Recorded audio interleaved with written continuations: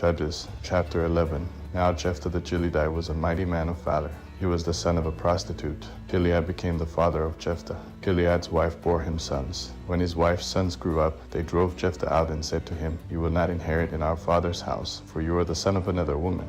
Then Jephthah fled from his brothers and lived in the land of Tob. Outlaws joined up with Jephthah, and they went out with him. After a while, the children of Ammon made war against Israel. When the children of Ammon made war against Israel, the elders of Gilead went to get Jephthah out of the land of Tob. They said to Jephthah, "Come and be our chief, that we may fight with the children of Ammon." Jephthah said to the elders of Gilead, "Didn't you hate me and drive me out of my father's house? Why have you come to me now when you are in distress?" The elders of Gilead said to Jephthah, "Therefore we have turned again to you now, that you may go with us and fight with the children of Ammon. You will be our head over all the inhabitants of Gilead." Jephthah said to the elders of Gilead, "If you bring me home again to fight with the children of Ammon, and Yahweh delivers them before me, will I be your head?" The elders of Gilead said to Jephthah, "Yahweh will be witness between us. Surely we will do what you say." Then Jephthah went with the elders of Gilead, and the people made him head and chief over them. Jephthah spoke all his words before Yahweh in Mizpah. Jephthah sent messengers to the king of the children of Ammon, saying, "What do you have to do with me, that you have come to me to fight against my land?" The king of the children of Ammon answered the messengers of Jephthah, "Because Israel took away my land when he came up out of Egypt, from the Arnon even to the Jabbok and to the Jordan. Now therefore restore that territory again peaceably." Jephthah sent messengers again to the king of the children of Ammon, and he said to him, "Jephthah says, Israel didn't take away the land of Moab, nor the land of the children of Ammon, but when they came up from Egypt, and Israel went through the wilderness to the Red Sea, and came to Kadesh, then Israel sent messengers to the king of Edom, saying, 'Please let me pass through your land.' But the king of Edom didn't listen. In the same way, he sent to the king of Moab, but he refused, so Israel stayed in Kadesh. Then they went through the wilderness, and went around the land of Edom and the land of Moab, and came by the east side of the land of Moab. And they encamped on the other side of the Arnon, but they didn't come within the border of Moab, for the Arnon was the border of Moab. Israel sent messengers to Sihon king of the Amorites, the king of Heshbon, and Israel said to him, "Please let us pass through your land to my place." But Sihon didn't trust Israel to pass through his border, but Sihon gathered all his people together and encamped in Jahaz and fought against Israel. Yahweh, the God of Israel, delivered Sihon and all his people into the hand of Israel, and they struck them. So Israel possessed all the land of the Amorites, the inhabitants of that country. They possessed all the border of the Amorites, from the Arnon even to the Jabbok, and from the wilderness even to the Jordan. So now Yahweh, the God of Israel, has dispossessed the Amorites from before his people Israel. And should you possess them, only possess that which Chemosh your God gives you to possess. So whoever Yahweh our God has dispossessed from before us, then will we possess. Now are you anything better than Balak the son of Zippor, king of Moab? Did he ever strive against Israel, or did he ever fight against them? Israel lived in Heshbon and its towns, and in Aroer and its towns, and in all the cities that are along the side of the Arnon for 300 years. Why didn't you recover them within that time? Therefore I have not sinned against you, but you do me wrong to war against me. May Yahweh the judge be judged today between the children of Israel and the children of Ammon. However, the king of the children of Ammon didn't listen to the words of Jephthah which he sent him. Then Yahweh's spirit came on Jephthah, and he passed over Gilead and Manasseh, and passed over Mizpah of Gilead. And from Mizpah of Gilead he passed over to the children of Ammon. Jephthah vowed a vow to Yahweh, and said, "If you will indeed deliver the children of Ammon into my hand, then it shall be that whatever comes out of the doors of my house to meet me when I return in peace from the children of Ammon, it shall be Yahweh's, and I will offer it up for a burnt offering." So Jephthah passed over to the children of Ammon to fight against them, and Yahweh delivered them into his hand. He struck them from Aroer until you come to Minnith, even 20 cities, and to Abel-Cheramim, with a very great slaughter. So the children of Ammon were subdued before the children of Israel. Jephthah came to Mizpah to his house, and behold, his daughter came out to meet him with tambourines and with dances. She was his only child. Besides her he had neither son nor daughter. When he saw her, he tore his clothes, and said, "Alas, my daughter, you have brought me very low, and you are one of those who trouble me, for I have opened my mouth to Yahweh, and I can't go back." She said to him, "My father, you have opened your mouth to Yahweh, to do me according to that which has proceeded out of your mouth, because Yahweh has taken vengeance for you on your enemies, even on the children of Ammon."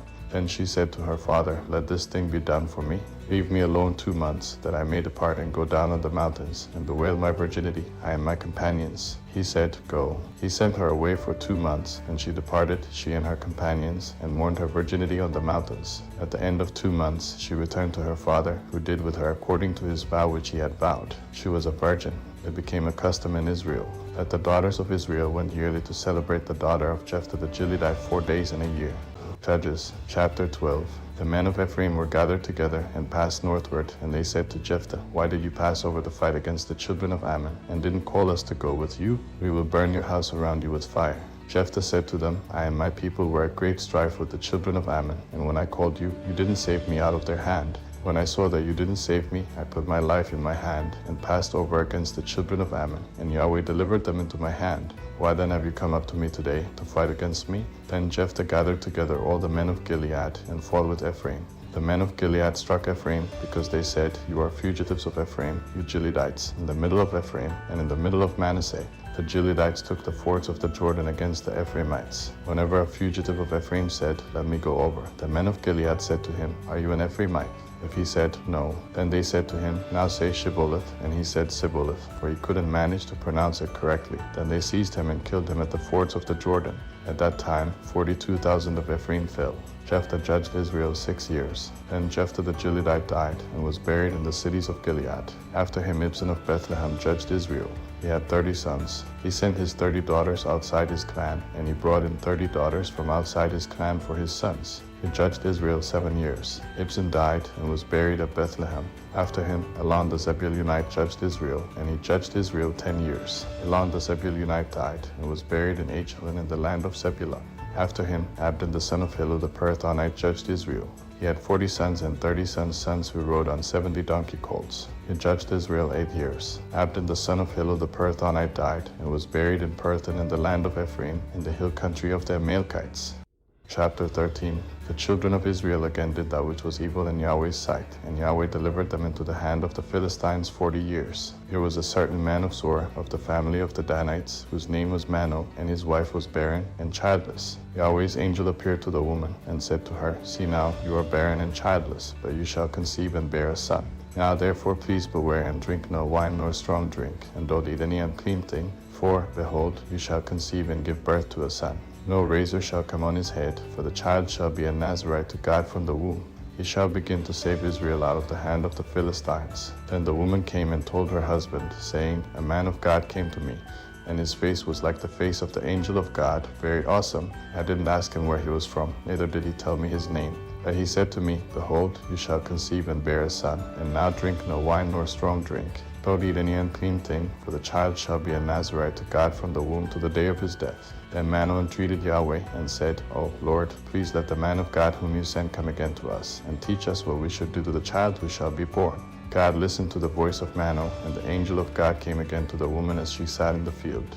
But Manoah, her husband, wasn't with her. The woman hurried and ran and told her husband, saying to him, "Behold, the man who came to me that day has appeared to me." Manoah arose and followed his wife, and came to the man, and said to him, "Are you the man who spoke to my wife?" He said, "I am." Manoah said, "Now let your words happen. What shall the child's way of life and mission be?" Yahweh's angel said to Manoah, "All that I said to the woman, let her beware. She may not eat of anything that comes of the vine, neither let her drink wine or strong drink, nor eat any unclean thing. Let her observe all that I commanded her." Manoah said to Yahweh's angel, "Please stay with us, that we may make a young goat ready for you." Yahweh's angel said to Manoah, "Though you detain me, I won't eat your bread. If you will prepare a burnt offering, you must offer it to Yahweh." For Manoah didn't know that he was Yahweh's angel. Manoah said to Yahweh's angel, "What is your name, that when your words happen, we may honor you?" Yahweh's angel said to him, "Why do you ask about my name, since it is incomprehensible?" So Manoah took the young goat with the meal offering and offered it on the rock to Yahweh. Then the angel did an amazing thing as Manoah and his wife watched. For when the flame went up toward the sky from off the altar, Yahweh's angel ascended in the flame of the altar. Manoah and his wife watched, and they fell on their faces to the ground. But Yahweh's angel didn't appear to Manoah or to his wife anymore. Then Manoah knew that he was Yahweh's angel. Manoah said to his wife, "We shall surely die, because we have seen God." But his wife said to him, "If Yahweh were pleased to kill us, he wouldn't have received a burnt offering and a meal offering at our hand, and he wouldn't have shown us all these things, nor would he have told us such things as these at this time." The woman bore a son and named him Samson. The child grew, and Yahweh blessed him. Yahweh's spirit began to move him in Mahane Dan, between Zor and Eshtal. Chapter 14. Samson went down to Timnah and saw a woman in Timnah of the daughters of the Philistines. He came up and told his father and his mother, saying, "I have seen a woman in Timnah of the daughters of the Philistines. Now therefore get her for me as my wife." Then his father and his mother said to him, "Isn't there a woman among your brother's daughters, or among all my people, that you go to take a wife of the uncircumcised Philistines?" Samson said to his father, "Get her for me, for she pleases me well." that his father and his mother didn't know that it was of Yahweh, for he sought an occasion against the Philistines. Now at that time the Philistines ruled over Israel. Then Samson went down to Timnah with his father and his mother, and came to the vineyards of Timnah. And behold, a young lion roared at him. Yahweh's spirit came mightily on him, and he tore him as he would have torn a young goat with his bare hands. But he didn't tell his father or his mother what he had done. He went down and talked with the woman, and she pleased Samson well. After a while he returned to take her, and he went over to see the carcass of the lion, and behold, there was a swarm of bees in the body of the lion, and honey. He took it into his hands, and went on, eating as he went. He came to his father and mother and gave to them, and they ate, but he didn't tell them that he had taken the honey out of the lion's body. His father went down to the woman, and Samson made a feast there, for the young men used to do so. When they saw him, they brought 30 companions to be with him. Samson said to them, "Let me tell you a riddle now.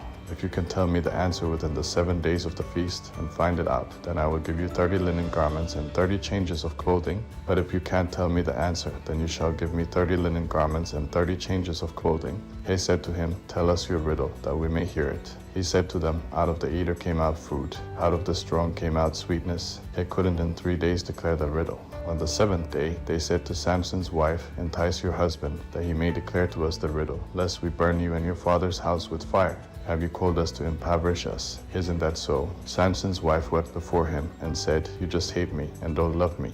You've told a riddle to the children of my people and haven't told it to me." He said to her, "Behold, I haven't told my father or my mother, so why should I tell you?" She wept before him the 7 days while their feast lasted, and on the 7th day he told her, because she pressed him severely, and she told the riddle to the children of her people. The men of the city said to him on the 7th day before the sun went down, "What is sweeter than honey? What is stronger than a lion?" He said to them, "If you hadn't plowed with my heifer, you wouldn't have found out my riddle." Yahweh's spirit came mightily on him, and he went down to Ashkelon and struck 30 men of them.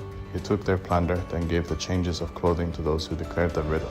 His anger burned, and he went up to his father's house. But Samson's wife was given to his companion, who had been his friend. Chapter 15. But after a while, in the time of wheat harvest, Samson visited his wife with a young goat. He said, "I will go into my wife's room," but her father wouldn't allow him to go in. Her father said, "I most certainly thought that you utterly hated her, therefore I gave her to your companion. Isn't her younger sister more beautiful than she? Please take her instead." Samson said to them, "This time I will be blameless in the case of the Philistines when I harm them." Samson went and caught 300 foxes, and took torches, and turned tail to tail, and put a torch in the middle between every 2 tails. When he had set the torches on fire, he let them go into the standing grain of the Philistines, and burned up both the shocks and the standing grain, and also the olive groves. Then the Philistines said, "Who has done this?" He said, "Samson, the son-in-law of the Timnite, because he has taken his wife and given her to his companion." The Philistines came up and burned her and her father with fire. Samson said to them, "If you behave like this, surely I will take revenge on you, and after that I will cease." He struck them hip and thigh with a great slaughter, and he went down and lived in the cave in Edom's rock. Then the Philistines went up, encamped in Judah, and spread themselves in Lehi. The men of Judah said, "Why have you come up against us?" They said, "We have come up to bind Samson, to do to him as he has done to us." Then 3,000 men of Judah went down to the cave in Edom's rock, and said to Samson, "Don't you know that the Philistines are rulers over us? What then is this that you have done to us?" He said to them, "As they did to me, so I have done to them." They said to him, "We have come down to bind you, that we may deliver you into the hand of the Philistines." Samson said to them, "Swear to me that you will not attack me yourselves." They spoke to him, saying, "No, but we will bind you securely and deliver you into their hands, but surely we will not kill you." They bound him with 2 new ropes and brought him up from the rock. When he came to Lehi, the Philistines shouted as they met him. Then Yahweh's spirit came mightily on him, and the ropes that were on his arms became as flax that was burned with fire, and his bands dropped from off his hands. He found a fresh jawbone of a donkey, put out his hand, took it, and struck 1,000 men with it. Samson said, "With the jawbone of a donkey, heaps on heaps, with the jawbone of a donkey I have struck 1,000 men." When he had finished speaking, he threw the jawbone out of his hand, and that place was called Ramath Lehi. He was very thirsty, and called on Yahweh and said, "You have given this great deliverance by the hand of your servant, and now shall I die of thirst, and fall into the hands of the uncircumcised." But God split the hollow place that is in Lehi, and water came out of it. When he had drunk, his spirit came again, and he revived. Therefore its name was called En-Hakkore, which is in Lehi, to this day. He judged Israel 20 years in the days of the Philistines.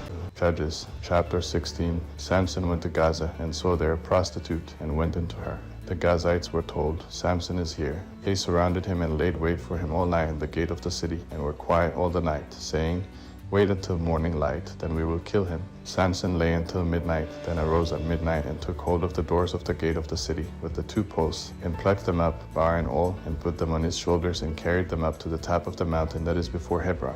It came to pass afterward that he loved a woman in the valley of Sorek, whose name was Delilah. The lords of the Philistines came up to her and said to her, Entice him, and see in which his great strength lies, and by what means we may prevail against him, that we may bind him to afflict him, and we will each give you 1,100 pieces of silver. Delilah said to Samson, Please tell me where your great strength lies, and what you might be bound to afflict you. Samson said to her, If they bind me with 7 green cords that were never dried, then shall I become weak, and be as another man. And the lords of the Philistines brought up to her 7 green cords which had not been dried, and she bound him with them. Now she had an ambush waiting in the inner room. She said to him, The Philistines are on you, Samson. He broke the cords as a flax thread is broken when it touches the fire, so his strength was not known. Delilah said to Samson, Behold, you have mocked me and told me lies. Now please tell me how you might be bound. He said to her, If they only bind me with new ropes with which no work has been done, then shall I become weak and be as another man. So Delilah took new ropes and bound him with them, then said to him, The Philistines are on you, Samson. The ambush was waiting in the inner room. He broke them off his arms like a thread. Delilah said to Samson, Until now you have mocked me and told me lies. Tell me with what you might be bound. He said to her, If you weave the 7 locks of my head with the fabric on the loom. She fastened it with the pin and said to him, The Philistines are on you, Samson. He awakened out of his sleep and plucked away the pin of the beam and the fabric. She said to him, How can you say, I love you, when your heart is not with me? You have mocked me these 3 times, and have not told me where your great strength lies. When she pressed him daily with her words and urged him, his soul was troubled to death. He told her all his heart and said to her, No razor has ever come on my head, for I have been a Nazirite to God from my mother's womb. If I am shaved, then my strength will go from me, and I will become weak and be like any other man. When Delilah saw that he had told her all his heart, she sent and called for the lords of the Philistines, saying, Come up this once, for he has told me all his heart. Then the lords of the Philistines came up to her and brought the money in their hand. She made him sleep on her knees, and she called for a man and shaved off the 7 locks of his head. And she began to afflict him, and his strength went from him. She said, The Philistines are upon you, Samson. He awoke out of his sleep and said, I would go out as at other times and shake myself free, that he didn't know that Yahweh had departed from him. The Philistines laid hold on him and put out his eyes, and they brought him down to Gaza and bound him with fetters of bronze, and he ground at the mill in the prison. However, the hair of his head began to grow again after he was shaved. The lords of the Philistines gathered together to offer a great sacrifice to Dagon their god, and to rejoice, for they said, Our God has delivered Samson our enemy into our hand. When the people saw him, they praised their God, for they said, Our God has delivered our enemy and the destroyer of our country, who has slain many of us, into our hand. When their hearts were merry, they said, Call for Samson, that he may entertain us. They called for Samson out of the prison, and he performed before them. They set him between the pillars. And Samson said to the boy who held him by the hand, Allow me to feel the pillars on which the house rests, that I may lean on them. Now the house was full of men and women, and all the lords of the Philistines were there, and there were on the roof about 3,000 men and women, who saw what Samson performed. Samson called to Yahweh and said, Lord Yahweh, remember me, please, and strengthen me, please, only this once, God, that I may be at once avenged of the Philistines for my 2 eyes. Samson took hold of the 2 middle pillars on which the house rested and leaned on them, the one with his right hand and the other with his left. Samson said, Let me die with the Philistines. He bowed himself with all his might, and the house fell on the lords and on all the people who were in it. So the dead that he killed at his death were more than those who he killed in his life. Then his brothers and all the house of his father came down and took him, and brought him up and buried him between Zor and Eshtaol in the burial site of Manoah his father. He judged Israel 20 years. Chapter 17. There was a man of the hill country of Ephraim, whose name was Micah. He said to his mother, The 1,100 pieces of silver that were taken from you, about which you uttered a curse, and also spoke it in my ears, behold, the silver is with me, I took it. His mother said, May Yahweh bless my son. He restored the 1,100 pieces of silver to his mother. Then his mother said, I most certainly dedicate the silver to Yahweh from my hand for my son, to make a carved image and a molten image. Now therefore I will restore it to you. When he restored the money to his mother took 200 pieces of silver and gave them to the silversmith, who made a carved image and a molten image out of it. It was in the house of Micah. The man Micah had a house of gods, and he made an ephod and teraphim, and consecrated one of his sons, who became his priest. In those days there was no king in Israel. Everyone did that which was right in his own eyes. There was a young man out of Bethlehem, Judah, of the family of Judah, who was a Levite, and he lived there. The man departed out of the city, out of Bethlehem, Judah, to live where he could find a place, and he came to the hill country of Ephraim, to the house of Micah, as he traveled. Micah said to him, Where did you come from? He said to him, I am a Levite of Bethlehem, Judah, and I am looking for a place to live. Micah said to him, Dwell with me, and be to me a father and a priest, and I will give you 10 pieces of silver per year, a suit of clothing, and your food. So the Levite went in. The Levite was content to dwell with the man, and the young man was to him as one of his sons. Micah consecrated the Levite, and the young man became his priest, and was in the house of Micah. Then Micah said, Now I know that Yahweh will do good to me, since I have a Levite as my priest. Chapter 18. In those days there was no king in Israel. In those days the tribe of the Danites sought an inheritance to dwell in, for to that day their inheritance had not fallen to them among the tribes of Israel. The children of Dan sent 5 men of their family from their whole number, men of valor, from Zor and from Eshtal, to spy out the land and to search it. He said to them, Go, explore the land. They came to the hill country of Ephraim, to the house of Micah, and lodged there. When they were by the house of Micah, they knew the voice of the young man the Levite. So they went over there and said to him, Who brought you here? What do you do in this place? What do you not fear? He said to them, Thus and thus has Micah dealt with me, and he has hired me, and I have become his priest. They said to him, Please ask counsel of God, that we may know whether our way which we go shall be prosperous. The priest said to them, Go in peace, your way in which you go is before Yahweh. Then the 5 men departed and came to Laish, and saw the people who were there, how they lived in safety, in the way of the Sidonians, quiet and secure. For there was no one in the land possessing authority that might put them to shame in anything, and they were far from the Sidonians, and had no dealings with anyone else. They came to their brothers at Zor and Eshtal, and their brothers asked them, What do you say?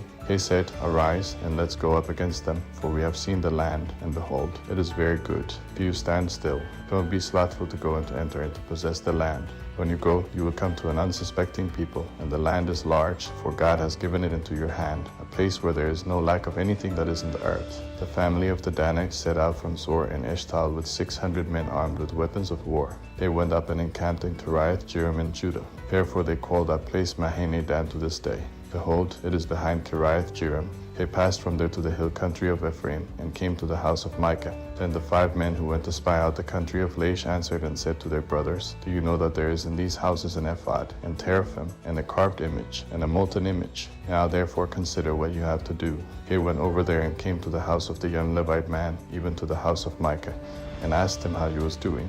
The 600 men armed with their weapons of war, who were of the children of Dan, stood by the entrance of the gate. The 5 men who went to spy out the land went up, and came in there, and took the engraved image, the ephod, the teraphim, and the molten image. And the priests stood by the entrance of the gate with the 600 men armed with weapons of war. When these went into Micah's house, and took the engraved image, the ephod, the teraphim, and the molten image, the priests said to them, What are you doing? They said to him, Hold your peace, put your hand on your mouth, and go with us. Be a father and a priest to us. Is it better for you to be priest to the house of one man, or to be priest to a tribe and a family in Israel? The priest's heart was glad, and he took the ephod, the teraphim, and the engraved image, and went with the people. So they turned and departed, and put the little ones, the livestock, and the goods before them. When they were a good way from the house of Micah, the men who were in the houses near Micah's house gathered together and overtook the children of Dan.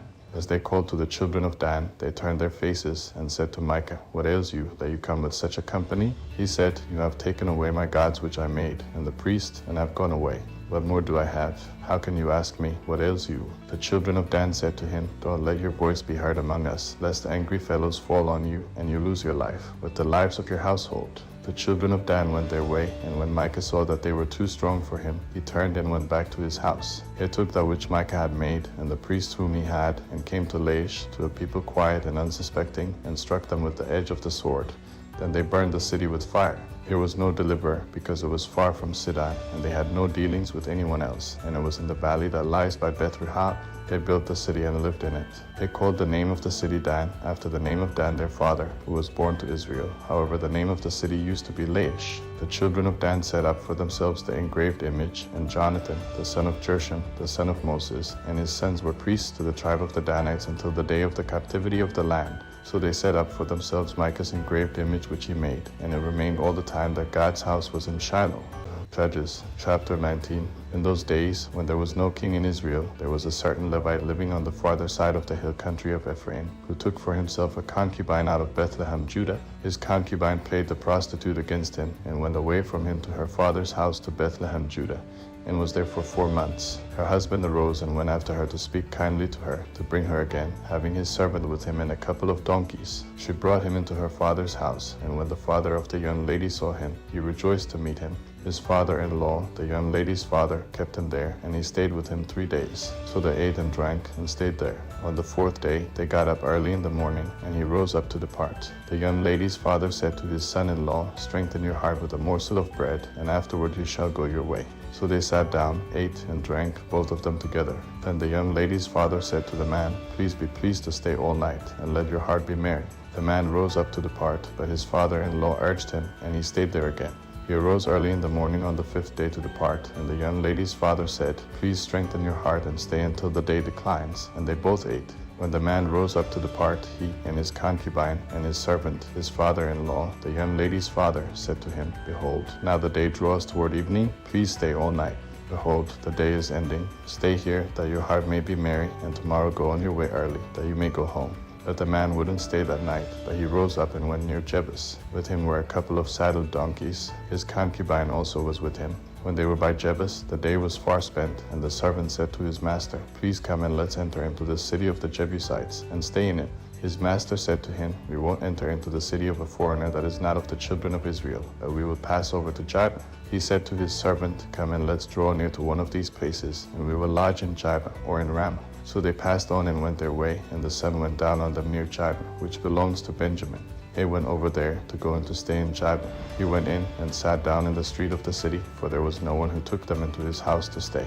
Behold, an old man came from his work out of the field at evening. Now the man was from the hill country of Ephraim, and he lived in Jibah. But the men of the place were Benjamites. He lifted up his eyes and saw the wayfaring man in the street of the city. And the old man said, "Where are you going? Where did you come from?" He said to him, "We are passing from Bethlehem, Judah, to the farther side of the hill country of Ephraim. I am from there, and I went to Bethlehem, Judah. I am going to Yahweh's house, and there is no one who has taken me into his house. Yet there is both straw and feed for our donkeys, and there is bread and wine also for me, and for your servant, and for the young man who is with your servants. There is no lack of anything." The old man said, "Peace be to you. Just let me supply all your needs, but don't sleep in the street." So he brought him into his house, and gave the donkeys fodder. Then they washed their feet, and ate and drank. As they were making their hearts merry, behold, the men of the city, certain wicked fellows, surrounded the house, beating at the door. And they spoke to the master of the house, the old man, saying, "Bring out the man who came into your house, that we can have sex with him." The man, the master of the house, went out to them and said to them, "No, my brothers, please don't act so wickedly. Since this man has come into my house, don't do this folly. Behold, here is my virgin daughter and his concubine. I will bring them out now.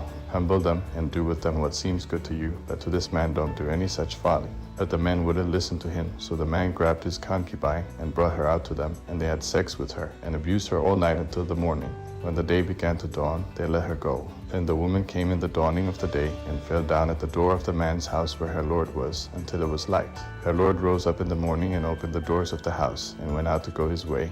And behold, the woman his concubine had fallen down at the door of the house, with her hands on the threshold. He said to her, "Get up, and let's get going." But no one answered. Then he took her up on the donkey, and the man rose up, and went to his place. When he had come into his house, he took a knife, and cut up his concubine, and divided her, limb by limb, into 12 pieces, and sent her throughout all the borders of Israel. It was so that all who saw it said, "Such a deed has not been done or seen from the day that the children of Israel came up out of the land of Egypt to this day." Consider it, take counsel, and speak.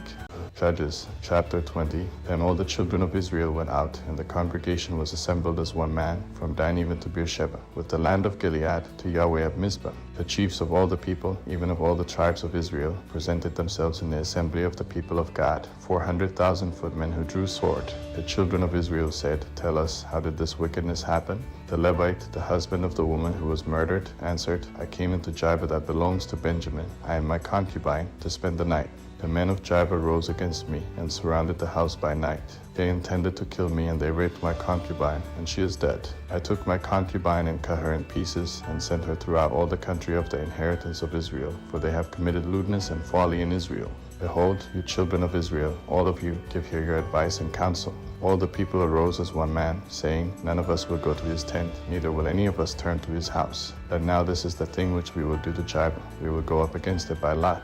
And we will take 10 men of 100 throughout all the tribes of Israel, and 100 of 1,000, and 1,000 out of 10,000 to get food for the people, that they may do when they come to Gibeah of Benjamin, according to all the folly that the men of Gibeah have done in Israel. So all the men of Israel were gathered against the city, knit together as one man. The tribes of Israel sent men through all the tribe of Benjamin, saying, What wickedness is this that has happened among you? Now therefore deliver up the men, the wicked fellows who are in Gibeah, that we may put them to death and put away evil from Israel. That Benjamin would not listen to the voice of their brothers, the children of Israel. The children of Benjamin gathered themselves together out of the cities to Gibeah, to go out to battle against the children of Israel. The children of Benjamin were counted on that day out of the cities 26,000 men who drew the sword, in addition to the inhabitants of Gibeah, who were counted 700 chosen men. Among all these soldiers there were 700 chosen men who were left-handed. Every one of them could sling a stone at a hair and not miss. The men of Israel, besides Benjamin, were counted 400,000 men who drew sword. All these were men of war. The children of Israel arose, went up to Bethel, and asked counsel of God. They asked, Who shall go up for us first to battle against the children of Benjamin? Yahweh said, Judah first. The children of Israel rose up in the morning and encamped against Gibeah. The men of Israel went out to battle against Benjamin, and the men of Israel set the battle in array against them at Gibeah. The children of Benjamin came out of Gibeah, and on that day destroyed 22,000 of the Israelite men down to the ground. The people, the men of Israel, encouraged themselves, and set the battle again in array in the place where they set themselves in array the first day. The children of Israel went up and wept before Yahweh until evening, and they asked of Yahweh, saying, Shall I again draw near to battle against the children of Benjamin my brother? Yahweh said, Go up against him. The children of Israel came near against the children of Benjamin the second day. Benjamin went out against them out of Gibeah the second day, and destroyed down to the ground of the children of Israel again 18,000 men. All these drew the sword. Then all the children of Israel and all the people went up, and came to Bethel, and wept, and sat there before Yahweh, and fasted that day until evening. Then they offered burnt offerings and peace offerings before Yahweh. The children of Israel asked Yahweh, for the ark of the covenant of God was there in those days. And Phinehas, the son of Eleazar, the son of Aaron, stood before it in those days, saying, Shall I yet again go out to battle against the children of Benjamin my brother? Or shall I cease? Yahweh said, Go up, for tomorrow I will deliver him into your hand. Israel set ambushes all around Gibeah. The children of Israel went up against the children of Benjamin on the third day, and set themselves in array against Gibeah, as at other times. The children of Benjamin went out against the people, and were drawn away from the city. And they began to strike and kill of the people as at other times, in the highways, of which one goes up to Bethel and the other to Gibeah, in the field, about 30 men of Israel. The children of Benjamin said, They are struck down before us, as at the first. But the children of Israel said, Let's flee, and draw them away from the city to the highways. All the men of Israel rose up out of their place, and set themselves in array at Baal-Tamar. Then the ambushers of Israel broke out of their place, even out of Mari-Jebah. 10,000 chosen men out of all Israel came over against Gibeah, and the battle was severe, but they didn't know that disaster was close to them. Yahweh struck Benjamin before Israel, and the children of Israel destroyed of Benjamin that day 25,100 men. All these drew the sword. So the children of Benjamin saw that they were struck, for the men of Israel yielded to Benjamin because they trusted the ambushers whom they had set against Gibeah. The ambushers hurried and rushed on Gibeah. Then the ambushers spread out and struck all the city with the edge of the sword. Now the appointed sign between the men of Israel and the ambushers was that they should make a great cloud of smoke rise up out of the city. The men of Israel turned in the battle, and Benjamin began to strike and kill of the men of Israel about 30 persons, for they said, Surely they are struck down before us, as in the first battle. But when the cloud began to arise up out of the city in a pillar of smoke, the Benjamites looked behind them, and behold, the whole city went up in smoke to the sky. The men of Israel turned, and the men of Benjamin were dismayed, for they saw that disaster had come on them. Therefore they turned their backs before the men of Israel to the way of the wilderness, but the battle followed hard after them, and those who came out of the cities destroyed them in the middle of it. They surrounded the Benjamites, chased them, and trod them down at their resting place, as far as near Gibeah toward the sunrise. 18,000 men of Benjamin fell. All these were men of valor. They turned and fled toward the wilderness to the rock of Rimmon. They gleaned 5,000 men of them in the highways, and followed hard after them to Jidam, and struck 2,000 men of them. So that all who fell that day of Benjamin were 25,000 men who drew the sword. All these were men of valor. But 600 men turned and fled toward the wilderness to the rock of Rimmon, and stayed in the rock of Rimmon 4 months. The men of Israel turned again on the children of Benjamin, and struck them with the edge of the sword, including the entire city, the livestock, and all that they found. Moreover, they set all the cities which they found on fire. Judges chapter 21. Now the men of Israel had sworn in Mizpah, saying, None of us will give his daughter to Benjamin as a wife. The people came to Bethel and sat there until evening before God, and lifted up their voices and wept severely. They said, Yahweh, the God of Israel, why has this happened in Israel, that there should be one tribe lacking in Israel today? On the next day, the people rose early and built an altar there, and offered burnt offerings and peace offerings. The children of Israel said, Who is there among all the tribes of Israel who didn't come up in the assembly to Yahweh? For they had made a great oath concerning him who didn't come up to Yahweh to Mizpah, saying, He shall surely be put to death. The children of Israel grieved for Benjamin their brother, and said, There is one tribe cut off from Israel today. How shall we provide wives for those who remain, since we have sworn by Yahweh that we will not give them of our daughters to wives? They said, What one is there of the tribes of Israel who didn't come up to Yahweh to Mizpah? Behold, no one came from Jabesh-Gilead to the camp to the assembly. For when the people were counted, behold, there were none of the inhabitants of Jabesh-Gilead there.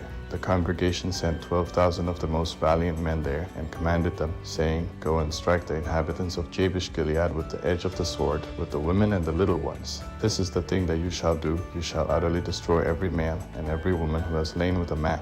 They found among the inhabitants of Jabesh-Gilead 400 young virgins who had not known man by lying with him, and they brought them to the camp to Shiloh, which is in the land of Canaan. The whole congregation sent and spoke to the children of Benjamin who were in the rock of Rimmon, and proclaimed peace to them. Benjamin returned at that time, and they gave them the women whom they had saved alive of the women of Jabesh-Gilead. There still weren't enough for them. The people grieved for Benjamin, because Yahweh had made a breach in the tribes of Israel. Then the elders of the congregation said, How shall we provide wives for those who remain, since the women are destroyed out of Benjamin? They said, There must be an inheritance for those who are escaped of Benjamin, that a tribe not be blotted out from Israel. However, we may not give them wives of our daughters, for the children of Israel had sworn, saying, Cursed is he who gives a wife to Benjamin. He said, Behold, there is a feast of Yahweh from year to year in Shiloh, which is on the north of Bethel, on the east side of the highway that goes up from Bethel to Shechem, and on the south of Lebanon. They commanded the children of Benjamin, saying, Go and lie and wait in the vineyards, and see, and behold, if the daughters of Shiloh come out to dance in the dances, then come out of the vineyards, and each man catch his wife of the daughters of Shiloh, and go to the land of Benjamin. It shall be, when their fathers or their brothers come to complain to us, that we will say to them, Grant them graciously to us, because we didn't take for each man his wife in battle, neither did you give them to them, otherwise you would now be guilty. The children of Benjamin did so, and took wives for themselves according to their number, of those who danced, whom they carried off. They went and returned to their inheritance, built the cities, and lived in them. The children of Israel departed from there at that time, every man to his tribe and to his family, and they each went out from there to his own inheritance. In those days there was no king in Israel. Everyone did that which was right in his own eyes. The book of Ruth, chapter 1. In the days when the judges judged, there was a famine in the land. A certain man of Bethlehem, Judah, went to live in the country of Moab with his wife and his 2 sons. The name of the man was Elimelech, and the name of his wife Naomi. The names of his 2 sons were Mahlon and Chilion, Ephrathites of Bethlehem, Judah. They came into the country of Moab and lived there. Elimelech, Naomi's husband, died, and she was left with her 2 sons. They took for themselves wives of the women of Moab. The name of the one was Orpah, and the name of the other was Ruth. They lived there about 10 years. Mahlon and Chilion both died, and the woman was bereaved of her 2 children and of her husband. Then she arose with her daughters-in-law, that she might return from the country of Moab. For she had heard in the country of Moab how Yahweh had visited his people in giving them bread. She went out of the place where she was, and her 2 daughters-in-law with her. They went on the way to return to the land of Judah. Naomi said to her 2 daughters-in-law, Go, return each of you to her mother's house. May Yahweh deal kindly with you, as you have dealt with the dead and with me. May Yahweh grant you that you may find rest, each of you in the house of her husband. Then she kissed them, and they lifted up their voices and wept. They said to her, No, but we will return with you to your people. Naomi said, Go back, my daughters. Why do you want to go with me? Do I still have sons in my womb, that they may be your husbands? Go back, my daughters, go your way, for I am too old to have a husband. If I should say, I have hope, if I should even have a husband tonight, and should also bear sons, would you then wait until they were grown? Would you then refrain from having husbands? No, my daughters, for it grieves me seriously for your sakes, for Yahweh's hand has gone out against me. They lifted up their voices and wept again. Then Orpah kissed her mother-in-law. But Ruth stayed with her. She said, Behold, your sister-in-law has gone back to her people and to her God. Follow your sister-in-law. Ruth said, Don't urge me to leave you and to return from following you, for where you go, I will go, and where you stay, I will stay. Your people will be my people, and your God my God. Where you die, I will die, and there I will be buried. May Yahweh do so to me, and more also, if anything but death parts you and me. When Naomi saw that she was determined to go with her, she stopped urging her. So they both went until they came to Bethlehem. When they had come to Bethlehem, all the city was excited about them, and they asked, "Is this Naomi?" She said to them, "Don't call me Naomi. Call me Mar, for the Almighty has dealt very bitterly with me. I went out full, and Yahweh has brought me home again empty. Why do you call me Naomi, since Yahweh has testified against me, and the Almighty has afflicted me?" So Naomi returned, and Ruth the Moabitess, her daughter-in-law, with her, who returned out of the country of Moab. They came to Bethlehem in the beginning of barley harvest. Ruth chapter 2. Naomi had a relative of her husband's, a mighty man of wealth, of the family of Elimelech, and his name was Boaz. Ruth the Moabitess said to Naomi, "Let me now go to the field, and glean among the ears of grain after him, in whose sight I find favor." She said to her, "Go, my daughter." She went and came and gleaned in the field after the reapers, and she happened to come to the portion of the field belonging to Boaz, who was of the family of Elimelech. Behold, Boaz came from Bethlehem, and said to the reapers, "May Yahweh be with you." They answered him, "May Yahweh bless you." Then Boaz said to his servant who was set over the reapers, "Whose young lady is this?" The servant who was set over the reapers answered, "It is the Moabite lady who came back with Naomi out of the country of Moab." She said, "Please let me glean and gather after the reapers among the sheaves." So she came, and has continued even from the morning until now, except that she rested a little in the house. Then Boaz said to Ruth, "Listen, my daughter, don't go to glean in another field, and don't go from here, but stay here close to my maidens. Let your eyes be on the field that they reap, and go after them. Haven't I commanded the young men not to touch you? When you are thirsty, go to the vessels, and drink from that which the young men have drawn." Then she fell on her face and bowed herself to the ground, and said to him, "Why have I found favor in your sight, that you should take knowledge of me, since I am a foreigner?" Boaz answered her, "I have been told all about what you have done for your mother-in-law since the death of your husband, and how you have left your father, your mother, and the land of your birth, and have come to a people that you didn't know before. May Yahweh repay your work, and a full reward be given to you from Yahweh, the God of Israel, under whose wings you have come to take refuge." Then she said, "Let me find favor in your sight, my Lord, because you have comforted me, and because you have spoken kindly to your servant, though I am not as one of your servants." At mealtime Boaz said to her, "Come here, and eat some bread, and dip your morsel in the vinegar." She sat beside the reapers, and they passed her parched grain. She ate, was satisfied, and left some of it. When she had risen up to glean, Boaz commanded his young men, saying, "Let her glean even among the sheaves, and don't reproach her. Also pull out some for her from the bundles, and leave it. Let her glean, and don't rebuke her." So she gleaned in the field until evening, and she beat out that which she had gleaned, and it was about an ephah of barley. She took it up and went into the city. Then her mother-in-law saw what she had gleaned, and she brought out and gave to her that which she had left after she had enough. Her mother-in-law said to her, "Where have you gleaned today? Where have you worked? Blessed be he who noticed you." She told her mother-in-law with whom she had worked, "The man's name with whom I worked today is Boaz." Naomi said to her daughter-in-law, "May he be blessed by Yahweh, who has not abandoned his kindness to the living and to the dead." Naomi said to her, "The man is a close relative to us, one of our near kinsmen." Ruth the Moabitess said, "Yes, he said to me, 'You shall stay close to my young men until they have finished all my harvest.'" Naomi said to Ruth her daughter-in-law, "It is good, my daughter, that you go out with his maidens, and that they not meet you in any other field." So she stayed close to the maidens of Boaz, to glean to the end of barley harvest and of wheat harvest, and she lived with her mother-in-law.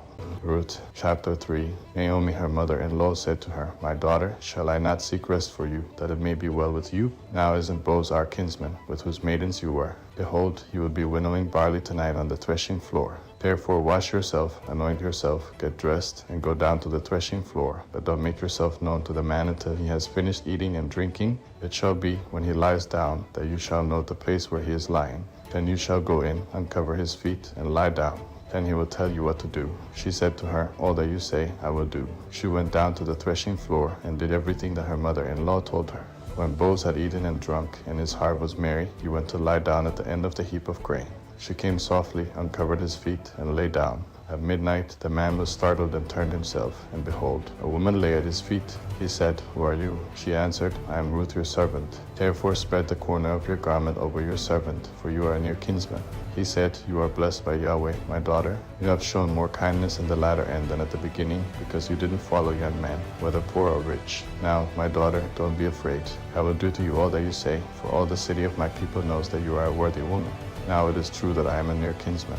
However, there is a kinsman nearer than I. Stay this night, and in the morning, if he will perform for you the part of a kinsman, good. Let him do the kinsman's duty. But if he will not do the duty of a kinsman for you, then I will do the duty of a kinsman for you, as Yahweh lives. Lie down until the morning." She lay at his feet until the morning. Then she rose up before one could discern another. For he said, "Let it not be known that the woman came to the threshing floor." He said, "Bring the mantle that is on you and hold it." She held it, and he measured 6 measures of barley and laid it on her. Then he went into the city. When she came to her mother-in-law, she said, "How did it go, my daughter?" She told her all that the man had done for her. She said, "He gave me these 6 measures of barley, for he said, 'Don't go empty to your mother-in-law.'" Then she said, "Wait, my daughter, until you know what will happen, for the man will not rest until he has settled this today."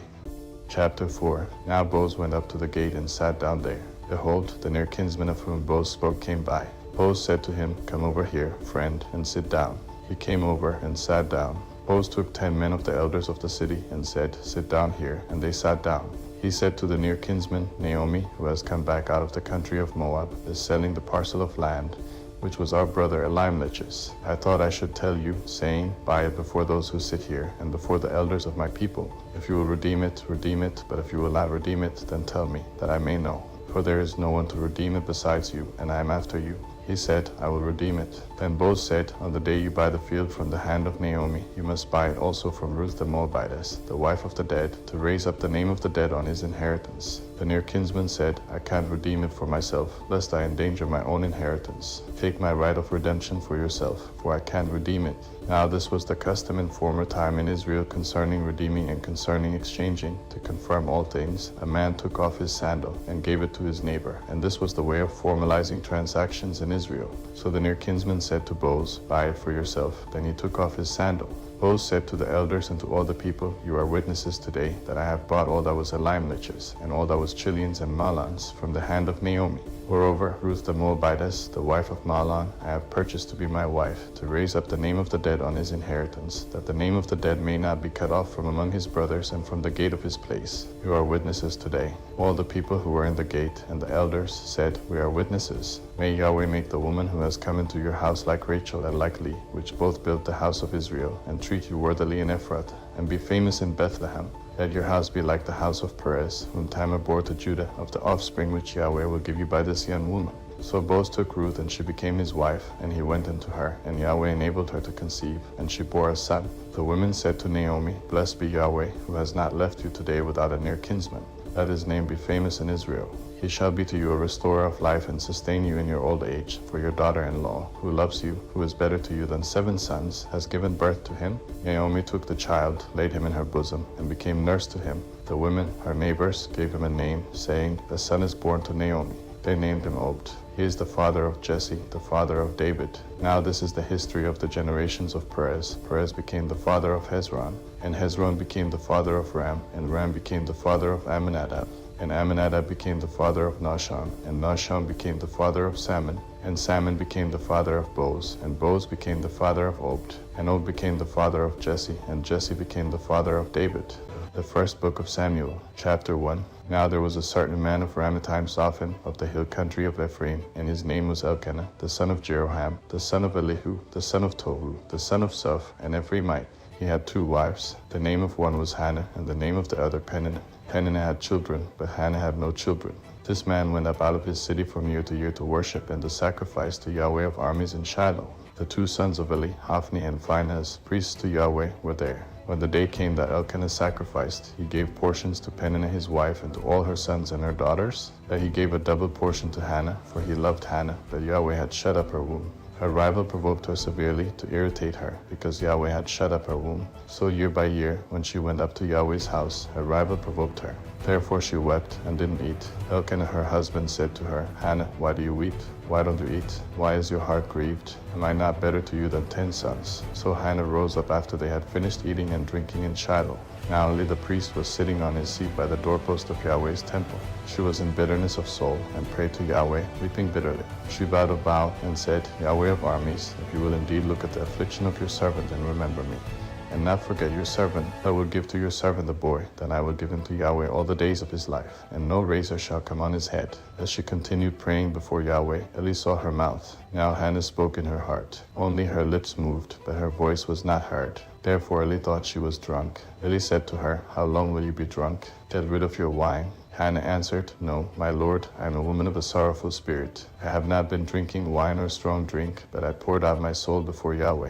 Don't consider your servant a wicked woman, for I have been speaking out of the abundance of my complaint and my provocation. Then Eli answered, Go in peace, and may the God of Israel grant your petition that you have asked of him. She said, Let your servant find favor in your sight. So the woman went her way and ate, and her facial expression wasn't sad anymore. They rose up in the morning early and worshipped Yahweh, then returned and came to their house to Ramah. Then Elkanah knew Hannah his wife, and Yahweh remembered her. When the time had come, Hannah conceived and bore a son, and she named him Samuel, saying, Because I have asked him of Yahweh.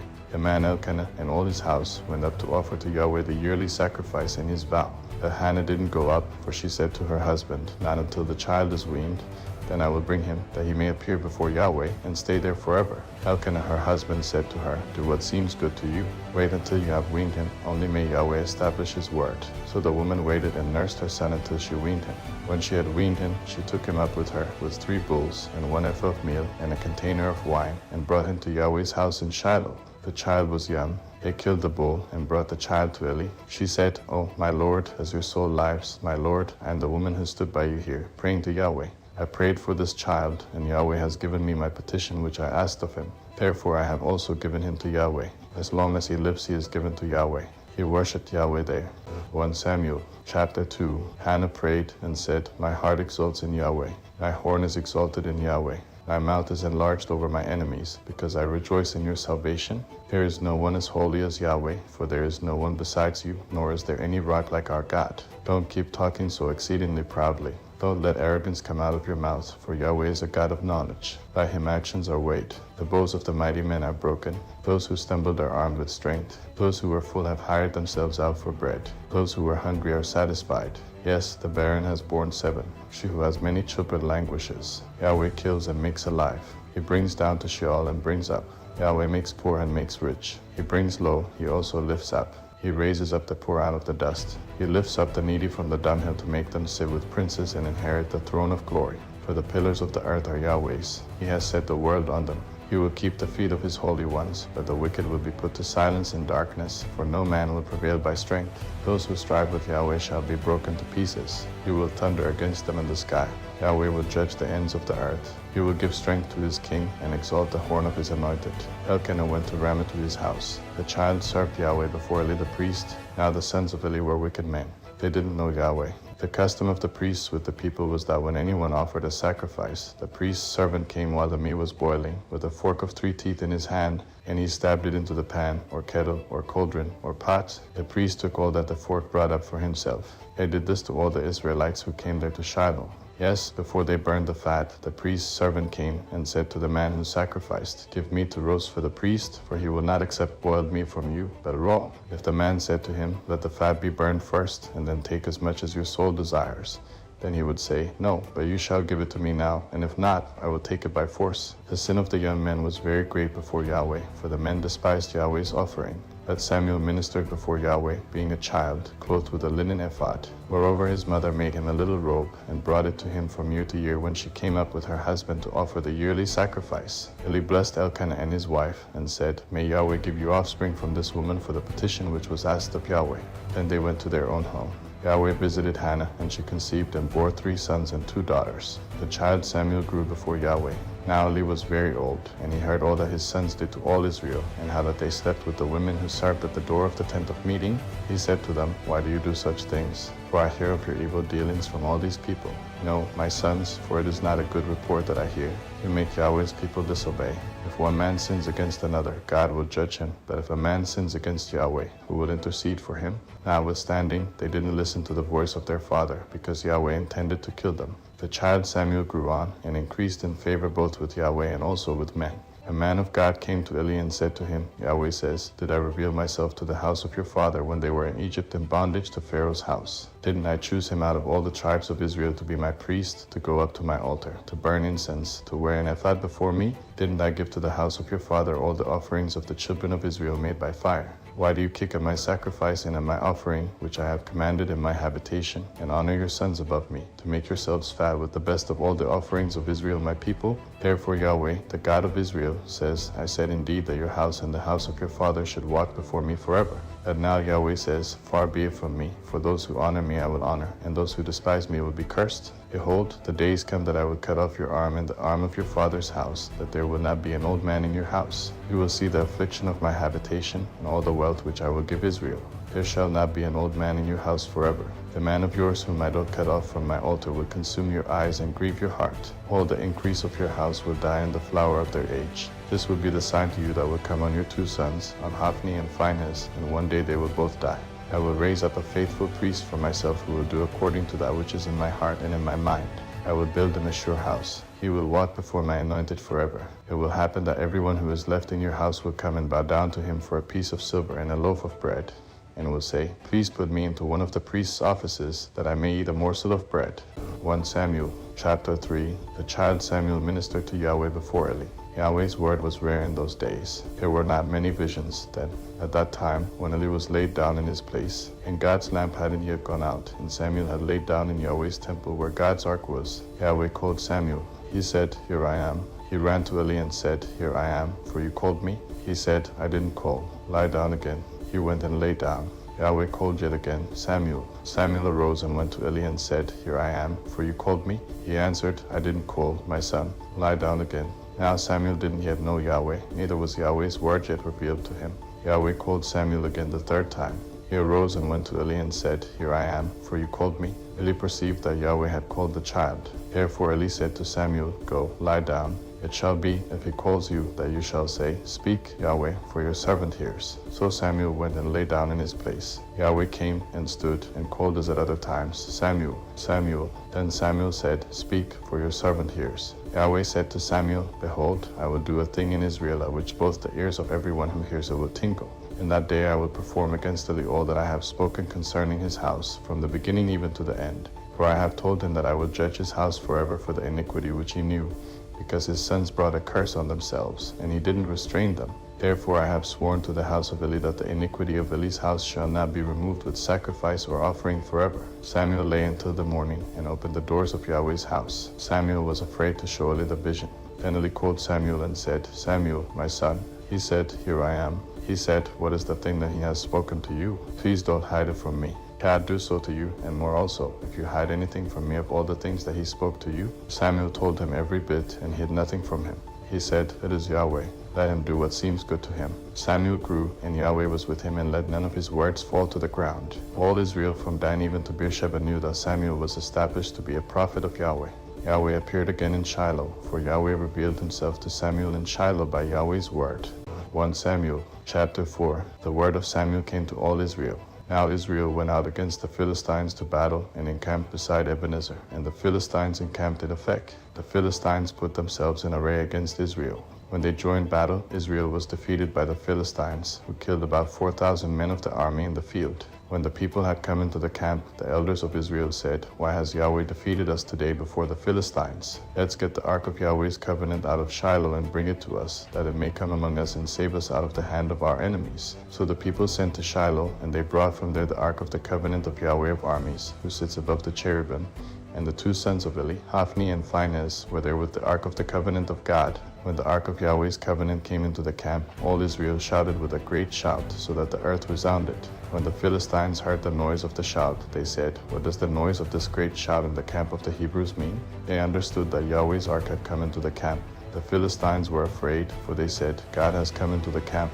They said, Woe to us, for there has not been such a thing before. Woe to us, who shall deliver us out of the hand of these mighty gods? These are the gods that struck the Egyptians with all kinds of plagues in the wilderness. Be strong and behave like men, O you Philistines, that you not be servants to the Hebrews, as they have been to you. Strengthen yourselves like men, and fight. The Philistines fought, and Israel was defeated, and each man fled to his tent. There was a very great slaughter, for 30,000 footmen of Israel fell. God's ark was taken, and the two sons of Eli, Hophni and Phinehas, were slain. A man of Benjamin ran out of the army and came to Shiloh the same day, with his clothes torn and with dirt on his head. When he came, behold, Eli was sitting on his seat by the road watching, for his heart trembled for God's ark. When the man came into the city and told about it, all the city cried out. When Eli heard the noise of the crying, he said, "What does the noise of this tumult mean?" The man hurried and came and told Eli. Now Eli was 98 years old. His eyes were set so that he could not see. The man said to Eli, "I am he who came out of the army, and I fled today out of the army." He said, "How did the matter go, my son?" He who brought the news answered, "Israel has fled before the Philistines, and there has been also a great slaughter among the people. Your 2 sons also, Hophni and Phinehas, are dead, and God's ark has been captured." When he made mention of God's ark, Eli fell from off his seat backward by the side of the gate, and his neck broke, and he died, for he was an old man and heavy. He had judged Israel 40 years. His daughter-in-law, Phinehas' wife, was with child near the giving birth. When she heard the news that God's ark was taken and that her father-in-law and her husband were dead, she bowed herself and gave birth, for her pains came on her. About the time of her death, the women who stood by her said to her, "Don't be afraid, for you have given birth to a son." But she didn't answer, neither did she regard it. She named the child Ichabod, saying, "The glory has departed from Israel." Because God's ark was taken, and because of her father-in-law and her husband. She said, "The glory has departed from Israel, for God's ark has been taken." 1 Samuel chapter 5. Now the Philistines had taken God's ark, and they brought it from Ebenezer to Ashdod. The Philistines took God's ark and brought it into the house of Dagon and set it by Dagon. When the people of Ashdod arose early on the next day, behold, Dagon had fallen on his face to the ground before Yahweh's ark. They took Dagon and set him in his place again. When they arose early on the following morning, behold, Dagon had fallen on his face to the ground before Yahweh's ark. And the head of Dagon and both the palms of his hands were cut off on the threshold. Only Dagon's torso was intact. Therefore neither the priests of Dagon nor any who come into Dagon's house step on the threshold of Dagon in Ashdod to this day.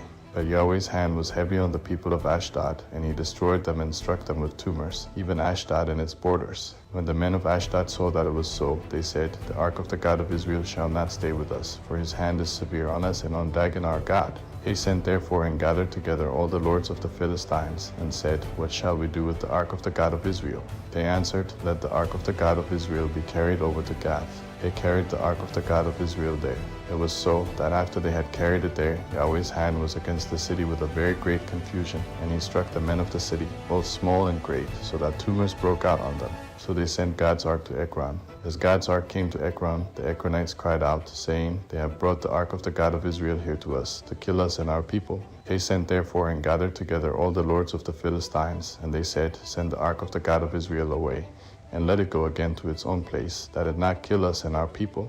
For there was a deadly panic throughout all the city. The hand of God was very heavy there. The men who didn't die were struck with the tumors, and the cry of the city went up to heaven.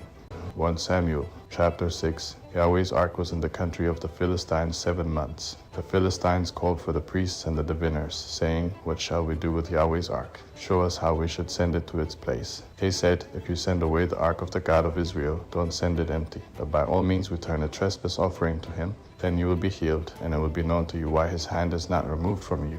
Then they said, "What should the trespass offering be which we shall return to him?" He said, 5 golden tumors and 5 golden mice, for the number of the lords of the Philistines, for 1 plague was on you all, and on your lords. Therefore you shall make images of your tumors and images of your mice that mar the land, and you shall give glory to the God of Israel. Perhaps you will release his hand from you, from your gods, and from your land. Why then do you harden your hearts as the Egyptians and Pharaoh hardened their hearts? When he had worked wonderfully among them, didn't they let the people go, and they departed? Now therefore take and prepare yourselves a new cart and 2 milk cows on which there has come no yoke, and tie the cows to the cart, and bring their calves home from them, and take Yahweh's ark and lay it on the cart. Put the jewels of gold, which you return him for a trespass offering, in a box by its side, and send it away, that it may go.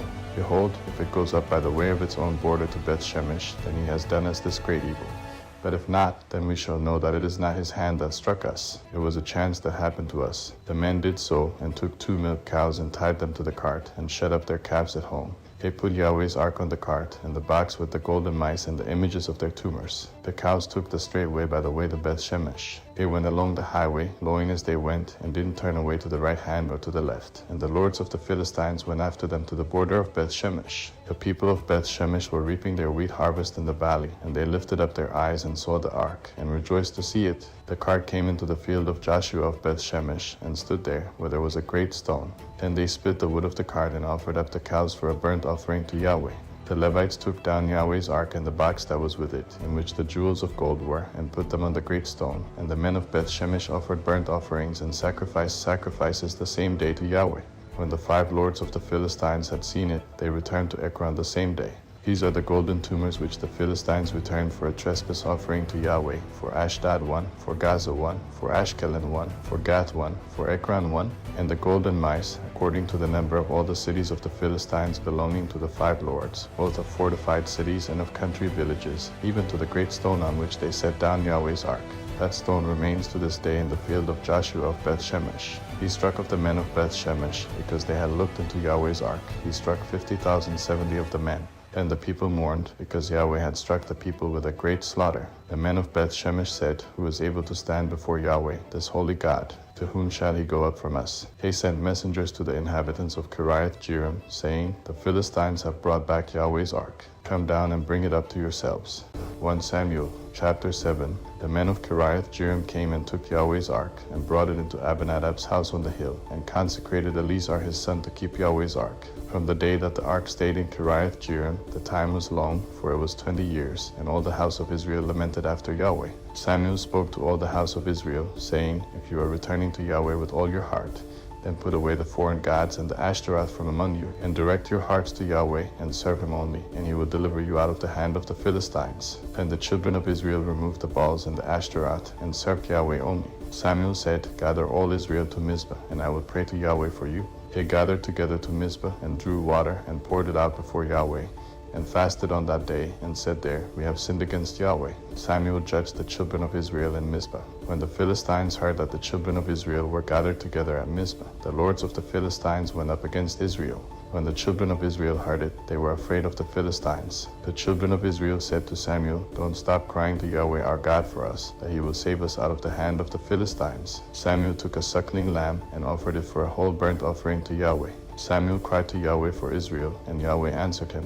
As Samuel was offering up the burnt offering, the Philistines came near the battle against Israel. But Yahweh thundered with a great thunder on that day on the Philistines and confused them, and they were struck down before Israel. The men of Israel went out of Mizpah and pursued the Philistines, and struck them until they came under Beth-kar. Then Samuel took a stone and set it between Mizpah and Shen, and called its name Ebenezer, saying, Yahweh helped us until now. So the Philistines were subdued, and they stopped coming within the border of Israel. Yahweh's hand was against the Philistines all the days of Samuel. The cities which the Philistines had taken from Israel were restored to Israel, from Ekron even to Gath, and Israel recovered its border out of the hand of the Philistines. There was peace between Israel and the Amorites. Samuel judged Israel all the days of his life. He went from year to year in a circuit to Bethel, Gilgal, and Mizpah, and he judged Israel in all those places. His return was to Ramah, for his house was there, and he judged Israel there, and he built an altar to Yahweh there. 1 Samuel chapter 8. When Samuel was old, he made his sons judges over Israel. Now the name of his firstborn was Joel, and the name of his second Abijah. They were judges in Beersheba. His sons didn't walk in his ways, but turned away after dishonest gain, took bribes, and perverted justice. Then all the elders of Israel gathered themselves together and came to Samuel to Ramah. They said to him, Behold, you are old, and your sons don't walk in your ways. Now make us a king to judge us like all the nations. But the thing displeased Samuel when they said, Give us a king to judge us. Samuel prayed to Yahweh. Yahweh said to Samuel, Listen to the voice of the people and all that they tell you, for they have not rejected you, but they have rejected me as the king over them, according to all the works which they have done since the day that I brought them up out of Egypt even to this day, and that they have forsaken me and served other gods, so they also do to you. Now therefore listen to their voice. However, you shall protest solemnly to them, and shall show them the way of the king who will reign over them. Samuel told all Yahweh's words to the people who asked him for a king. He said, This will be the way of the king who shall reign over you. You will take your sons and appoint them as his servants, for his chariots and to be his horsemen, and they will run before his chariots. You will appoint them to him for captains of thousands and captains of 50s, and he will assign some to plow his ground and to reap his harvest, and to make his instruments of war and the instruments of his chariots. He will take your daughters to be perfumers, to be cooks, and to be bakers. He will take your fields, your vineyards, and your olive groves, even your best, and give them to his servants. He will take 1/10 of your seed and of your vineyards, and give it to his officers and to his servants. He will take your male servants, your female servants, your best young men, and your donkeys, and assign them to his own work. He will take 1/10 of your flocks, and you will be his servants. You will cry out in that day because of your king whom you will have chosen for yourselves, and Yahweh will not answer you in that day. But the people refused to listen to the voice of Samuel, and they said, No, but we will have a king over us, that we also may be like all the nations, and that our king may judge us, and go out before us, and fight our battles. Samuel heard all the words of the people, and he rehearsed them in the ears of Yahweh. Yahweh said to Samuel, Listen to their voice, and make them a king. Samuel said to the men of Israel, Everyone go to your own city. 1 Samuel chapter 9. Now there was a man of Benjamin, whose name was Kish the son of Abiel, the son of Seir, the son of Bechorath, the son of Aphiah, the son of a Benjamite, a mighty man of valor. He had a son whose name was Saul, an impressive young man, and there was not among the children of Israel a more handsome person than he. From his shoulders and upward he was taller than any of the people. The donkeys of Kish, Saul's father, were lost. Kish said to Saul his son, Now take one of the servants with you, and arise, go look for the donkeys. He passed through the hill country of Ephraim, and passed through the land of Shalisha, but they didn't find them. Then they passed through the land of Shalem, and they weren't there. Then he passed through the land of the Benjamites, but they didn't find them. When they had come to the land of Zuph, Saul said to his servant who was with him, Come, let's return, lest my father stop caring about the donkeys and be anxious for us. The servant said to him, Behold now, there is a man of God in this city, and he is a man who is held in honor. All that he says surely happens. Now let's go there. Perhaps he can tell us which way to go. Then Saul said to his servant, But behold, if we go, what should we bring the man? For the bread is spent in our sacks, and there is not a present to bring to the man of God. What do we have? The servant answered Saul again and said, Behold, I have in my hand the 4th part of a shekel of silver. I will give that to the man of God to tell us our way. Then Saul said to his servant, Well said, Come, let's go. So they went to the city where the man of God was. As they went up the ascent to the city, they found young maidens going out to draw water, and said to them, Is the seer here? They answered them and said, He is. Behold, he is before you. Hurry now, for he has come today into the city, for the people have a sacrifice today in the high place. As soon as you have come into the city, you will immediately find him before he goes up to the high place to eat, for the people will not eat until he comes, because he blesses the sacrifice. Afterwards those who are invited eat. Now therefore go up, for at this time you will find him. They went up to the city. As they came within the city, behold, Samuel came out toward them to go up to the high place. Now Yahweh had revealed to Samuel a day before Saul came, saying, Tomorrow about this time I will send you a man out of the land of Benjamin, and you shall anoint him to be prince over my people Israel. He will save my people out of the hand of the Philistines, for I have looked upon my people, because their cry has come to me. When Samuel saw Saul, Yahweh said to him, Behold, the man of whom I spoke to you, he will have authority over my people. Then Saul approached Samuel in the gateway and said, Please tell me where the seer's house is. Samuel answered Saul and said, I am the seer. Go up before me to the high place, for you are to eat with me today. In the morning I will let you go and will tell you all that is in your heart. As for your donkeys who were lost 3 days ago, don't set your mind on them, for they have been found. For whom does all Israel desire? Is it not you and all your father's house? Saul answered, Am I not a Benjamite, of the smallest of the tribes of Israel? In my family, the least of all the families of the tribe of Benjamin. Why then do you speak to me like this? Samuel took Saul and his servant and brought them into the guest room, and made them sit in the best place among those who were invited, who were about 30 persons. Samuel said to the cook, Bring the portion which I gave you, of which I said to you, set it aside. The cook took up the thigh, and that which was on it, and set it before Saul. Samuel said, Behold, that which has been reserved. Set it before yourself and eat, because it has been kept for you for the appointed time. For I said, I have invited the people. So Saul ate with Samuel that day. When they had come down from the high place into the city, he talked with Saul on the housetop. They arose early, and about daybreak Samuel called to Saul on the housetop, saying, Get up, that I may send you away. Saul arose, and they both went outside, he and Samuel together. As they were going down at the end of the city, Samuel said to Saul, Tell the servant to go on ahead of us. He went ahead. Then Samuel said, But stand still first, that I may cause you to hear God's message. Chapter 10. Then Samuel took the vial of oil and poured it on his head, then kissed him and said, Hasn't Yahweh anointed you to be prince over his inheritance? When you have departed from me today, then you will find 2 men by Rachel's tomb on the border of Benjamin at Selsa. They will tell you, The donkeys which you went to look for have been found, and behold, your father has stopped caring about the donkeys and is anxious for you, saying, What shall I do for my son? Then you will go on forward from there, and you will come to the oak of Tabor. 3 men will meet you there going up to God to Bethel, one carrying 3 young goats, and another carrying 3 loaves of bread, and another carrying a container of wine. They will greet you and give you 2 loaves of bread, which you shall receive from their hand. After that you will come to the hill of God, where the garrison of the Philistines is, and it will happen, when you have come there to the city, that you will meet a band of prophets coming down from the high place with a lute, a tambourine, a pipe, and a harp before them, and they will be prophesying. Then Yahweh's Spirit will come mightily on you, then you will prophesy with them and will be turned into another man. Let it be, when these signs have come to you, that you do what is appropriate for the occasion, for God is with you. Go down ahead of me to Gilgal, and behold, I will come down to you to offer burnt offerings and to sacrifice sacrifices of peace offerings. Wait 7 days until I come to you and show you what you are to do.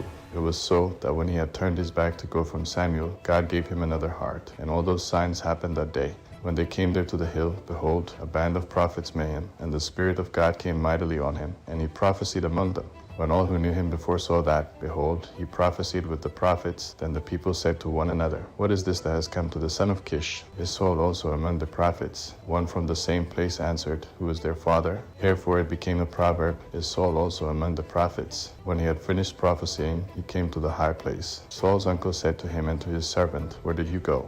He said, To seek the donkeys. When we saw that they were not found, we came to Samuel. Saul's uncle said, Please tell me what Samuel said to you. Saul said to his uncle, He told us plainly that the donkeys were found. But concerning the matter of the kingdom of which Samuel spoke, he didn't tell him. Samuel called the people together to Yahweh to Mizpah. And he said to the children of Israel, Yahweh, the God of Israel, says, I brought Israel up out of Egypt, and I delivered you out of the hand of the Egyptians, and out of the hand of all the kingdoms that oppressed you, that you have today rejected your God, who himself saves you out of all your calamities and your distresses. And you have said to him, No, set a king over us. Now therefore present yourselves before Yahweh by your tribes and by your thousands. So Samuel brought all the tribes of Israel near, and the tribe of Benjamin was chosen.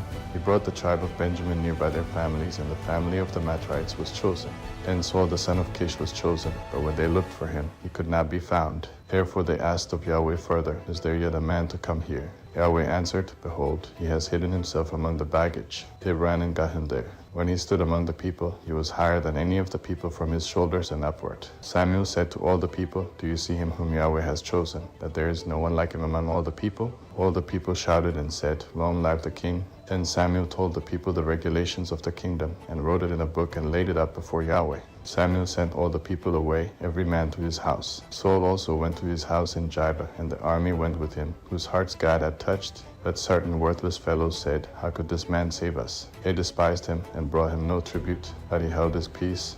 1 Samuel chapter 11. Then Nahash the Ammonite came up and encamped against Jabesh Gilead. And all the men of Jabesh said to Nahash, Make a covenant with us, and we will serve you. Nahash the Ammonite said to them, On this condition I will make it with you, that all your right eyes be gouged out. I will make this dishonor all Israel. The elders of Jabesh said to him, Give us 7 days, that we may send messengers to all the borders of Israel, and then, if there is no one to save us, we will come out to you. Then the messengers came to Gibeah of Saul, and spoke these words in the ears of the people. Then all the people lifted up their voice and wept. Behold, Saul came following the oxen out of the field, and Saul said, What ails the people that they weep? They told him the words of the men of Jabesh. God's spirit came mightily on Saul when he heard those words, and his anger burned hot. He took a yoke of oxen and cut them in pieces, then sent them throughout all the borders of Israel by the hand of messengers, saying, Whoever doesn't come out after Saul and after Samuel, so shall it be done to his oxen. The dread of Yahweh fell on the people, and they came out as one man. He counted them in Bezek, and the children of Israel were 300,000, and the men of Judah 30,000. They said to the messengers who came, Tell the men of Jabesh Gilead, Tomorrow, by the time the sun is hot, you will be rescued. The messengers came and told the men of Jabesh, and they were glad. Therefore the men of Jabesh said, Tomorrow we will come out to you, and you shall do with us all that seems good to you. On the next day Saul put the people in 3 companies, and they came into the middle of the camp in the morning watch, and struck the Ammonites until the heat of the day. Those who remained were scattered, so that no 2 of them were left together. The people said to Samuel, Who is he who said, Shall Saul reign over us? Bring those men, that we may put them to death. Saul said, No man shall be put to death today, for today Yahweh has rescued Israel. Then Samuel said to the people, Come, let's go to Gilgal, and renew the kingdom there. All the people went to Gilgal, and there they made Saul king before Yahweh in Gilgal. There they offered sacrifices of peace offerings before Yahweh. And there Saul and all the men of Israel rejoiced greatly. 1 Samuel chapter 12. Samuel said to all Israel, Behold, I have listened to your voice and all that you said to me, and have made a king over you. Now, behold, the king walks before you. I am old and gray-headed. Behold, my sons are with you. I have walked before you from my youth to this day. Here I am, witness against me before Yahweh and before his anointed. Whose ox have I taken? Whose donkey have I taken?